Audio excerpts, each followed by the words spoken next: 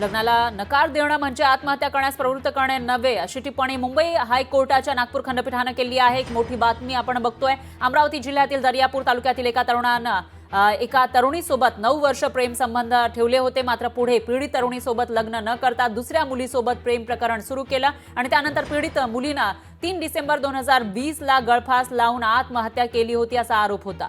तर तरुणीनं आरोपी तरुणाच्या नावानं चिठ्ठी लिहून ठेवलेली होती। त्यामुळे पोलिसांनी तरुणाविरोधात आत्महत्येस प्रवृत्त केल्याचा गुन्हा दाखल केला होता। दरम्यान कोर्टानं तरुणाविरोधात गुन्हा रद्द करून प्रियकर तरुणाला आता आरोप मुक्त केला आहे। तर एखाद्यासोबत प्रेम संबंध असणं आणि त्याच्यानंतर लग्नाला नकार देणं म्हणजे आत्महत्या करण्यास प्रवृत्त करणे नव्हे, अशी टिप्पणी मुंबई हायकोर्टाच्या नागपूर खंडपीठानं केलेली आहे। अमरावती जिल्ह्यातील दर्यापूरमधील प्रकरणामध्ये ही टिप्पणी करण्यात आली आहे।